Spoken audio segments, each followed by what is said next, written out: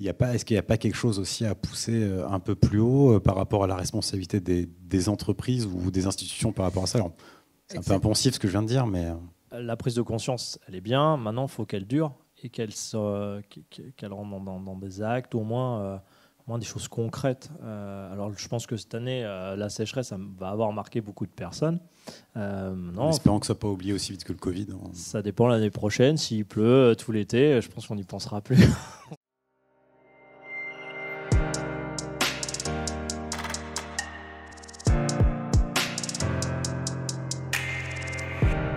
L'agriculture du futur, titre un peu ronflant puisque nous n'allons pas parler de drones ou de comment on va révolutionner l'agriculture de manière globale, planétaire, mais plutôt de prendre des exemples qui sont ici sur le territoire de personnes, de structures qui travaillent activement sur ces secteurs d'activité-là et qui concrètement développent et font évoluer donc l'agriculture. Donc autour de cette, c'est pas autour de la table, du coup autour du plateau, j'ai envie de dire, je me permets de présenter nos deux invités. Tout d'abord Mohamed Issaoui, vous êtes cofondateur de la start-up AgroDynalux. Bonsoir. Bonsoir. Parfait. Une start-up qui travaille sur une technologie qui, je pense, risque d'être assez révolutionnaire dans le monde des désherbants, mais on en parle d'ici quelques instants. Vous êtes venu accompagné de votre compère de projet, Olm Amara, d'ailleurs, qui est ici, qu'on salue aussi, évidemment. Et puis ensuite, il y a aussi Julien Bertrand, qui est le gérant de Ma Récolte Bio. Bonsoir, Julien. Bonsoir. Tu es le gérant de Ma Récolte Bio, qui est une plateforme commerciale, un e-commerce en lien avec des paniers de fruits et légumes. Est-ce que j'ai bon jusque-là ? Jusque-là, c'est bon. Nickel. Et puis, on va excuser Isabelle Mal, qui devait être notre troisième invitée de Limoges Métropole, qui m'a prévenu 48 heures avant qu'elle ne viendrait pas. Et donc, on lui souhaite un prompt rétablissement, évidemment.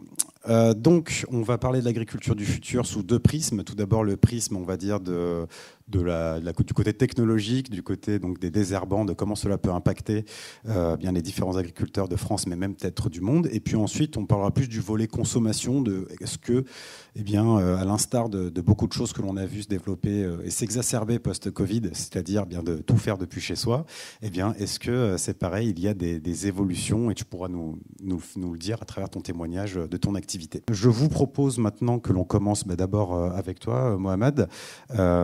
Je le rappelle, tu es le CEO et cofondateur d'AgroDynalux, une start-up cocorico limougeaude qui est basée toujours à Esther Technopole, c'est ça ? Exactement. Voilà.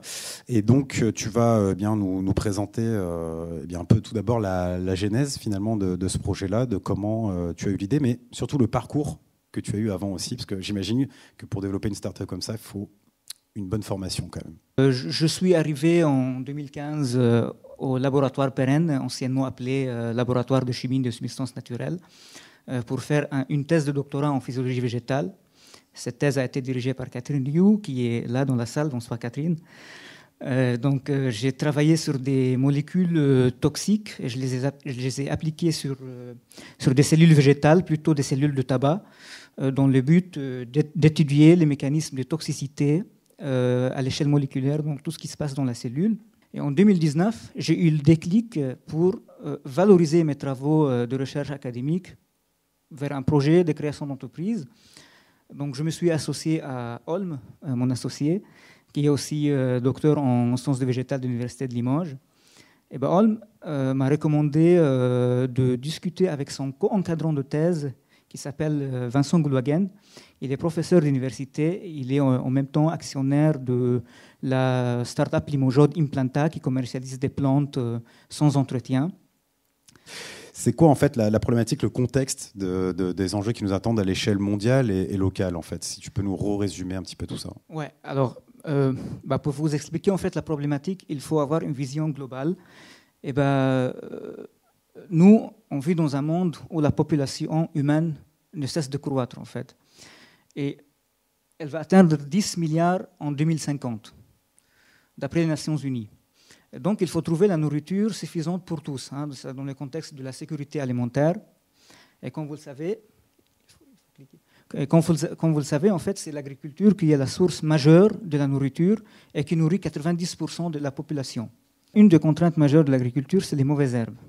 Les mauvaises herbes sont des plantes qui poussent dans les cultures et qui entrent en compétition avec celle-ci tout en puisant l'eau, les nutriments, l'énergie solaire, ce qui aboutit à un déclin de rendement qui peut aller jusqu'à plus que 50% et qui équivaut à 20 milliards de pertes de production annuelle en France. Le but, c'est d'empêcher les mauvaises herbes d'émerger. Donc, mais le désherbage bio a des limitations. C'est que ces techniques-là, c'est des nouvelles pratiques qui sont c'est vrai qu'ils sont inoffensifs, mais ils sont moins rentables et plus coûteuses. Donc voilà, nous, on se positionne sur cet axe-là. Alors je précise que ce n'est pas une conférence sponsorisée, il y a peut-être une solution à tout cela. En tout cas une solution qui est en cours d'élaboration, mais avant d'aller plus dans le détail, là aussi encore une fois, un petit bond en arrière, la genèse justement de la technologie AgroDynalux, dans quoi elle réside exactement? L'idée est inspirée en fait des travaux du laboratoire qui mènent depuis 20 ans ces recherches sur 2 thérapies utilisées souvent dans le médical. C'est la photothérapie dynamique du cancer et le phototraitement antimicrobien. Et nous, on a eu l'idée de détourner l'application de cette grande famille de molécules du domaine médical vers l'agriculture et surtout le désherbage. Donc, si je résume bien, l'agriculteur prend son tracteur, il asperge les plantes comme avec les outils conventionnels, comme tu le disais précédemment. Exactement. Et en fait, c'est le soleil qui fait le boulot. Voilà, exactement. Les premiers travaux ont commencé au laboratoire à l'Université de Limoges et en indépendant depuis 2019-2020, plutôt 2020. Mais comment, du coup, cette technologie-là s'applique dans la vie réelle? Alors, je précise qu'elle n'est pas encore commercialisée, confirmée, je ne sais pas comment on dit ça exactement. Ouais. Par contre, il y a eu quand même du boulot fait derrière, c'est-à-dire qu'il y a eu de nombreux tests. Si tu peux nous donner quelques exemples justement de tests. Bien sûr. Donc, on a fait pousser des plantes dans des bocaux sur du millet gélifié. Ce gel-là, il contient des matières nutritives pour faire pousser des plantes. Et nos matières actives sont incluses dans le gel. Et après, on fait la surveillance en fait, pour voir quels sont les effets de ces molécules actives sur les plantes. Sauf que cette approche a des limitations. Le gel contient du sucre, c'est un milieu propice pour le développement des bactéries. Et on a rencontré pas mal de contaminations. Et il y a des graines aussi qui ne germent pas sur ce gel-là, puisque ces graines sont faites pour germer dans du terreau. Les conditions sur champ sont différentes que les conditions sous serre. Pourquoi? Parce que là, il y a par exemple la vitesse du vent, les conditions pédoclimatiques, l'humidité du sol, la pluviométrie, l'ensoleillement. Donc il faut adapter à tout cela pour pouvoir valider ces essais en plein champ. Donc on est en phase de multiplication des tests sur champ pour pouvoir valider la solution. Et il y a la possibilité d'augmenter la puissance de cette molécule qui est aspergée sur les plantes sans qu'elle devienne nocive en même temps? Ça, c'est une très bonne question. Là, on est très vigilant à ne pas augmenter la dose. Est-ce qu'il y a un seuil maximum, j'imagine, peut-être, de quantité? Oui, bien sûr, oui, il y a un seuil maximum. Donc, puisqu'on travaille en fait sur l'axe de la durabilité et l'axe efficacité, donc il faut respecter ce point-là. Il faut respecter le seuil en fait. Il ne faut pas monter au-delà de ce seuil-là pour ne pas avoir une toxicité, que ce soit pour l'utilisateur ou bien dans l'environnement. Quelles peuvent être les difficultés rencontrées par vous et les filières comme les vôtres pour permettre un changement de mentalité en fait auprès des agriculteurs? La question de changement de mentalité, ça c'est aussi un grand débat en fait. Concernant le bio par exemple. Là, il y a 3 freins. Il y a un frein psychologique, un frein technique et un frein financier. Un frein psychologique, l'agriculteur, en fait, n'est pas prêt à sacrifier une partie de ses revenus pour mettre en place une nouvelle pratique qui est moins rentable et moins efficace. Un agriculteur, c'est un entrepreneur. Hein. C'est un entrepreneur. Donc, il cherche à avoir plus de rendement, à maximiser ses revenus parce qu'il a des charges, il a une famille aussi. Il va nourrir sa famille, en fait. Donc, et du matériel aussi. Il ne faut pas oublier que ça reste quand même. Il y a des charges sociales, des charges d'exploitation, du matériel. L'investissement est immense, quoi. Exactement. Donc, il faut se mettre dans les souliers de l'agriculteur pour comprendre ses soucis. Le frein financier, vous le savez, hein, la conversion en bio nécessite pas mal d'investissement Et ben, heureusement, l'État a décidé d'octroyer des aides. Il y a des crédits d'impôt, il y a des primes de conversion. Mais alors, les agriculteurs jugent celles-là insuffisantes, ces aides-là insuffisantes, et même les paiements ont été retardés, en fait. Concernant le frein technique, l'agriculteur n'est pas en fait habitué à mettre en place cette pratique-là. Avec AgroDynalux, nous, on s'est dit, on ne va pas changer les pratiques de l'agriculteur. On va proposer une solution qui s'inscrit dans un système bien connu par l'agriculteur. Et ce qui est différenciant, c'est le mode d'action de nos molécules qui prennent en considération en fait, l'efficacité et le respect de l'environnement et de la santé de l'agriculteur en même temps. Est-ce qu'il n'y aurait-il pas des mutations, des mauvaises herbes qui vont résister en fait, à cette nouvelle méthode ? Une des caractéristiques de nos molécules, c'est qu'elles ont un mode d'action. Si on peut parler, je me permets de me parler un peu technique. Ces molécules vont cibler dans les cellules des mauvaises herbes plusieurs cibles. Donc, ce qui rend en fait la résistance de la mauvaise herbe très difficile et très compliquée. Donc, ça reste à prouver sur champ, mais non, vu le mode d'action, il n'y aura pas de phénomène de résistance. Au-delà de l'agriculture, ça peut servir sur d'autres domaines. On le voit sur les voiries où il y a du désherbage chimique, manuel, maintenant. Est-ce que potentiellement c'est des choses que vous envisagez ? Est-ce que ça peut être efficace contre n'importe quel type de plante ? Je vois la renouée du Japon qui se répand un peu partout, par exemple. Est-ce que c'est des choses y compris sur le campus, donc est-ce que c'est des choses que vous êtes capable de traiter ou pas ? Alors, oui, je prends l'exemple de la renouée du Japon. C'est une adventice, en fait, qui est très résistante parce qu'elle fait des rhizomes. Et donc, ce n'est pas du tout facile de l'éradiquer. Nos molécules sont plus adaptées à l'agriculture parce qu'on insiste sur le fait d'appliquer les molécules sur un stade précoce. On enchaîne tout de suite, cette fois-ci avec un témoignage plus sur la partie, on va dire, consommation, en tout cas, bien de toutes ces productions, activités agricoles, les fruits et légumes en l'occurrence, avec toi Julien, qui est le fondateur du coup de Ma Récolte Bio, qui est donc, comme je le disais, une plateforme e-commerce qui fait des paniers de fruits et légumes, plutôt une majorité de légumes, il me semble, peut-être. Enfin, tu nous diras un peu tout ça. Et donc, voilà, tu as voulu nous faire une petite présentation.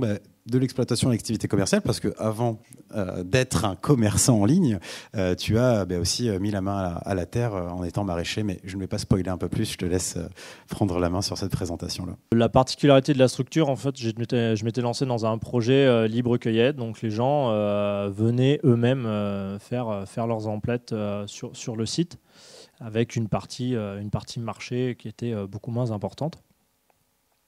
L'activité alors la particularité, c'est que on était, toute notre structure, particularité, on était en agriculture biologique, ça me tenait à cœur, moi, parce que je trouvais ça important pour moi déjà, parce que utiliser tous les produits phyto, c'était pas trop mon truc et mon délire. Et puis après, parce que je trouvais que l'alimentation saine était importante et je pense encore à progresser. Donc après, notre activité a duré 7-8 ans. On a commencé à avoir des difficultés sur 2014-2015 de par le climat qui nous a mis quelques fois dedans avec des gelées tardives, des gelées précoces, de l'excès d'eau. Sur une activité libre-cueillette, c'est plutôt compliqué du coup de gérer toute la récolte et le flux qui est du coup en dents de scie. On a en parallèle à la fin de cette période-là, moi, j'ai commencé à réfléchir à un autre moyen de commercialiser, aussi parce que au contact des clients, des consommateurs, il y avait des questions, des problématiques qui se présentaient sur, nous, on avait une serre de tomates, le succès était là, donc la tomate, elle restait jamais bien rouge bien longtemps, donc on n'avait pas assez de tomates. Donc il y avait une demande, mais il n'y avait pas l'offre. Donc il y avait une certaine frustration. On faisait pas. Alors, moi, je m'étais pas du tout orienté sur le panier. J'en avais fait pendant 2 ans à Cocagne, qui ont un gros volume. Ils font un peu plus de 300 paniers, je crois, par semaine. Donc j'étais assigné à ça. Donc j'en ai fait pendant longtemps. Mais dans la réflexion, je me suis dit ok, la libre-cueillette, on n'arrive pas à fournir. Il y a de la demande.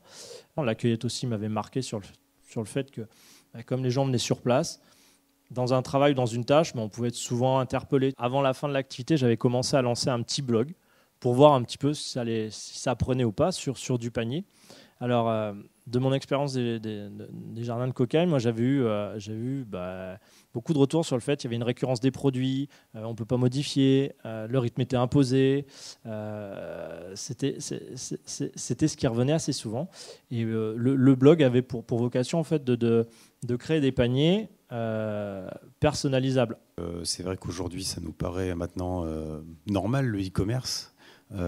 En 2016, à l'époque, il y avait soit des petites initiatives qui tentaient en do-it-yourself et qui se cassaient la figure parce qu'elles ne se rendaient pas compte en fait, du boulot, et comme tu l'as très bien dit, le fait qu'il faut être à plein de temps dedans pour pouvoir vraiment le réaliser. Et il n'y avait que des mastodontes qui tenaient, donc c'était quelque part sur le territoire. Est-ce que tu avais pu, comme on dit dans le monde de l'entreprise, faire du benchmark? Est-ce qu'il y avait d'autres gens qui faisaient ça à cette époque-là dans le territoire? Non, sur vente panier sur Internet, j'étais tout seul. Alors par contre, il y avait des producteurs qui commercialisaient déjà des paniers, qui livraient soit dans des entreprises ou dans des points de retrait. Mais c'était beaucoup par téléphone. Enfin, le prisme du numérique, en fait, il n'était pas là, quoi. C'était soit du bouche à oreille, soit du téléphone. Il n'y avait pas encore tout ça. Exactement. Quoi. Il y avait pas, ils font pas de commandes. Enfin, il n'y a pas de structure. Même un producteur n'a pas un site internet dédié pour commercialiser ses paniers. Donc nous, notre projet, c'était vraiment faire du panier vendu par internet avec une vraie modularité. Et on a encore basculé sur une étape supplémentaire avec la création d'un nouveau site qu'un de mes associés a monté, et qui nous a permis, qui nous a permis vraiment de pouvoir étaler sur Limoges et après d'arriver jusqu'à Brive maintenant. Au niveau de distribution. Notre objectif, en fait, ça a toujours été d'avoir le circuit le plus court possible.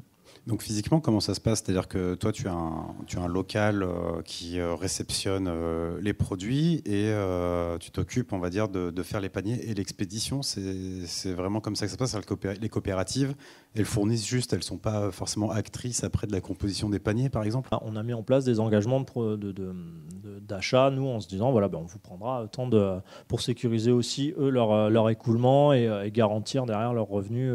Et après, pour la livraison à domicile, c'est beaucoup plus compliqué d'un point de vue logistique, temps, personne, véhicule. À l'heure actuelle, où les véhicules coûtent de plus en plus cher au niveau consommation, et c'est extrêmement compliqué. On n'enlève pas forcément la possibilité un jour de faire de la livraison à domicile, mais c'est pas. On préfère mettre en place un vrai maillage point de retrait, parce qu'aussi derrière, on a d'autres projets pour mettre en avant ces points de retrait-là. Julien, en fait, les produits bio, le prix des produits bio il est plus élevé en fait. Les produits bio sont plus chers en fait que les produits classiques conventionnels.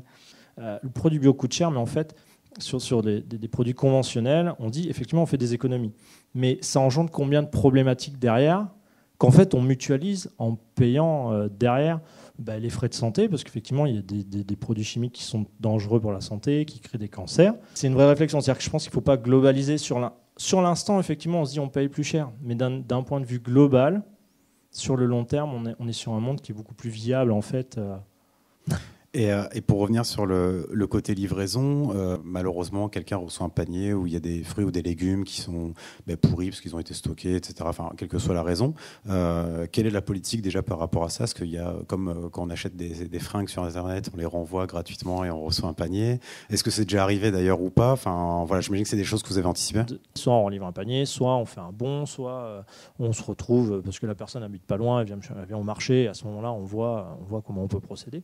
Mais on reste quand même humain, et il arrive que des fois il y ait des casses, que ce soit même on fait un peu d'œufs, on fait de l'épicerie. Alors l'épicerie, il n'y a pas de casse, mais sur les œufs, il peut y arriver qu'il y ait de la casse. Donc on est tout à fait ouvert et on répare immédiatement. C'est quoi votre sentiment finalement sur l'évolution du marché? On a des légumes du quotidien qui vont se raréfier aussi avec les changements climatiques. Est-ce que c'est des choses auxquelles vous réfléchissez, vous, en tant que citoyen, ou aussi en tant que professionnel qui est dans ces filières-là? Il faut créer une communauté, sensibiliser les gens et de les avertir en fait tout ce qui concerne en fait les changements climatiques. Est-ce qu'il n'y a pas quelque chose aussi à pousser un peu plus haut par rapport à la responsabilité des entreprises ou des institutions par rapport à ça? Alors, c'est un peu impensif ce que je viens de dire, mais... La prise de conscience, elle est bien. Maintenant, il faut qu'elle dure et qu'elle rentre dans des actes, au moins des choses concrètes. Alors je pense que cette année, la sécheresse va avoir marqué beaucoup de personnes. En espérant que ça ne soit pas oublié aussi vite que le Covid. Ça dépend l'année prochaine. S'il pleut tout l'été, je pense qu'on n'y pensera plus. Ça a affecté nos essais, en fait. Oui, c'est vrai que pour le coup... Nous, on est concernés. Ouais, tout à fait. Ouais. Oui, alors, puis moi, je vais l'être aussi parce qu'en fait, je commence déjà à voir au niveau de certains producteurs qui me disent qu'il va y avoir des pénuries très tôt de certains produits, légumes d'hiver, etc., qui ont eu énormément de mal à pousser, même en arrosant, ou parce qu'il y a une difficulté à pouvoir maintenir un taux d'isométrie au niveau du sol, quoi. Par exemple, en tout début, en introduction, on a entendu parler de nourrir la planète, etc. Je voulais juste rappeler qu'il y a des chercheurs qui ont travaillé sur ce sujet, qui sont les greniers de l'abondance et qui ont mis en œuvre un outil qui s'appelle Crater, et qui ont montré qu'effectivement, on ne va pas pouvoir nourrir la planète, ou alors tout du moins difficilement et en usant les écosystèmes, si on continue de consommer 80 kg de viande par personne. Donc c'est assez intéressant aussi de savoir ce qu'on veut vraiment en termes de société, et ce sur quoi on s'inscrit. Est-ce qu'on veut tout dématérialiser? Est-ce qu'on veut casser le lien social? Est-ce qu'on veut des machines partout? Ou est-ce qu'on veut réintensifier la main-d'œuvre, revoir la transformation en local, etc. Le confinement, le Covid nous a appris beaucoup de choses sur la prise de responsabilité dans cette période-là de crise. Et l'exemple, c'est le télétravail, diminution de transport, de placement de transport, c'est la source numéro 1 d'émissions de gaz à effet de serre, de dioxyde de carbone. Et on va enchaîner tout de suite avec un quiz pour briller en société avec de la stat que j'avais dit aussi pendant l'introduction. Et alors, combien de variétés de fromage compte-t-on dans l'Hexagone? Entre 700 et 1200, entre 1200 et 2380, entre 2380 et 3120, ou Bayer-Monsanto? Bayer-Monsanto, je ne fais pas la blague. Allez, réponse. Bravo à tous. Entre 1200 et 2380, je précise, dans l'Hexagone. Quelle est la part de l'agriculture dans le PIB français en 2019? Qui dit A à peu près? 1,9. Personne. Qui dit le B? Une voix. Qui dit le C? Majorité. José Bové, personne. Ok, allez, on enchaîne. Vous avez bien écouté, bravo, je vous félicite. Vrai ou faux, l'activité agricole occupe la moitié du territoire de l'Hexagone. Pareil, là aussi, c'est quelque chose qu'elle a dit dans l'intro. C'était vrai, je voulais laisser du suspense, mais ça aussi, je crois, on en a parlé. Quelle est la part des exploitations en agriculture biologique en France en 2021? Qui vote 7? Ok. Qui vote 13? Ok. Qui vote C? 18. Ok, 2 voix. Et les autres ne savent pas, ou même les lasagnes au cheval. Ouais, des bons souvenirs. 13%, en effet. Quelle région en France compte le plus d'exploitations agricoles? La Nouvelle-Aquitaine, la Bretagne, l'Occitanie ou le Balcon d'Églantine, jeune cadre CSP++ parisienne travaillant dans le greenwashing consulting et qui a décidé de faire pousser 3 tomates cerises pour être, je cite, plus proche de la terre. Eh bien, la réponse, on peut y aller. Eh bien oui, la Nouvelle-Aquitaine, en effet, mais en même temps avec une région qui fait la taille de l'Autriche, ce n'est pas étonnant. La tomate est-elle un fruit ou un légume? Un fruit, un légume, les deux, ou chocolatine ou pain au chocolat MDR. Qui est A? Ok. Qui est B? Ok. Qui est C? Eh bien, la réponse. En effet, alors bon, c'est qu'au niveau botanique, elle est considérée comme un fruit, parce qu'elle pousse sur un arbre. Mais par contre, dans les termes gastronomiques, on dit que c'est un légume. Voilà pour la petite subtilité. Eh bien, en tout cas, merci à vous d'avoir suivi cet Afterwork. Il sera en rediff d'ici quelques jours ou quelques semaines du côté du YouTube de Récréation. Vous pouvez nous retrouver sur différents réseaux sociaux, que ce soit Facebook, Instagram et même TikTok. Merci à tous, restez curieux. Ciao, ciao, salut.